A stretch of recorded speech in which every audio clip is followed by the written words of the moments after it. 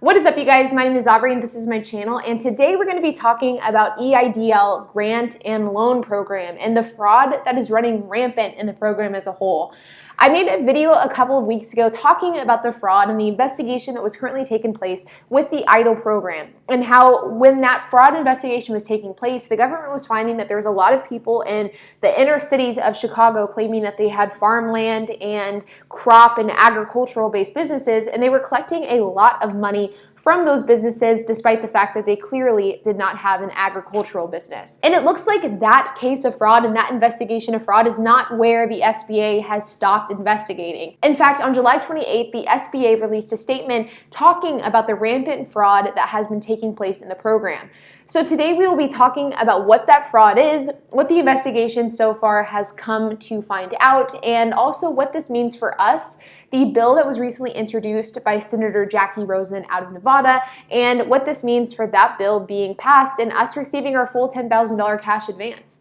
So let's get started. So the Inspector General Hannibal Mike Ware released a statement on July 28th talking about the rampant fraud that has been taking place with the EIDL grant and loan program. And the OIG, which stands for the Office of Inspector General, reported that there has been over 5,000 complaints reported to the complaint hotline for the EIDL program and the SBA. Of those 5,000 instances of suspected fraud, there has been 3,800 of those being reported by the same 6 banking institutions, and then the remaining 1,200 have come from different varying banking institutions. The SBA has reported that they estimate that roughly $250 million in EIDL funds, whether it be the grant or the loan, have gone to ineligible recipients. And additionally, the SBA has estimated that there has been a total of $45.6 million worth of payments sent out in duplicate payments. So combined, there has been an estimated of over $300 million in fraudulent payments being distributed by the SBA through the EIDL grant and loan program. So now begs the question of what does this mean and what is this report saying? So basically what this report is saying is that there has been over $300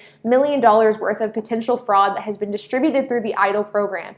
And the way that the SBA is finding out about this potential fraud is through banking institutions filing complaints on their customers. So let me give you guys an example. So let's say that Bob Smith, he does not have a business. His banking history and his transaction reports on his bank statement show that he has no business. He has no money coming in from a side hustle. He has no money coming in from a business. He simply has his employee salary. But then all of a sudden, Bob gets a SBA deposit from the EIDL program. And that doesn't look right because Bob has never received any sort of funds from the SBA. He has no history of a business. He has no history of an extra source of income. So why did Bob receive this random deposit? And that's when it is flagged by the banking institution. It is then reported to the SBA and it is then investigated as potential fraud. This is how these complaints are being reported to the SBA, is because people who have no business applying for a business grant and a business loan are doing exactly that, and then it is being flagged by their bank because it matches no history that they've ever had before with their banking institution. But now begs the question of what does this mean for the EIDL grant and loan program, and what does this mean for our chances for that next bill to be passed, which would in turn allow us to get the full $10,000 cash advance? And to be honest, I think that this really does not look good. I think that press like this hurts all of our chances of getting the full $10,000 cash advance. That the fact of the matter is there is hundreds of millions of dollars that have been distributed in fraudulent claims. And that does not help the case of the millions of legitimate business owners out there that could really use this money. The more fraud there is in the EIDL grant and loan program, the more of a justification the government is going to have in not giving out more funds. Because why would they want to give out government funds through a business program if non-business owners are taking advantage and essentially stealing those funds altogether? Ultimately, though, I am very interested to see what ends up happening with these fraudulent claims. I think that realistically, it's going to be very hard for the SBA to prosecute every single person who fraudulently accepted money.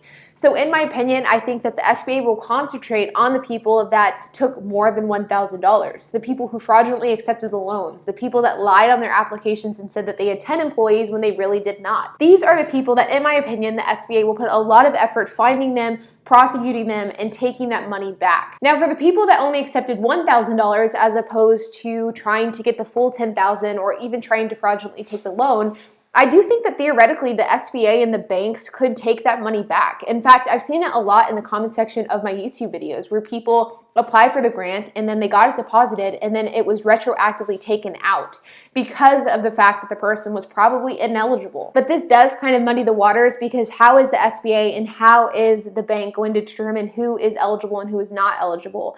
Because the fact of the matter is the EIDL grant program was very vague and the terms and the eligibility requirements were really quite broad. And I think that the justification of how the SBA and how the banks are going to determine who is and who is not eligible for the money is going to get really complicated really quickly. But all in all, you guys, I would love to hear what your thoughts are on this fraudulent investigation and the $300 million that were distributed to fraudulent business owners and people that were ineligible for the money.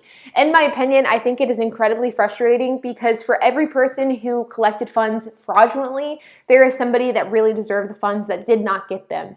And really, I think that the SBA dropped the ball in the criteria that was laid out for the EIDL program to begin with. There should have been more strict requirements. There should have been a tax return requirement. There should have been some sort of requirement for people to prove that the business that they were claiming they had is the actual business that they had.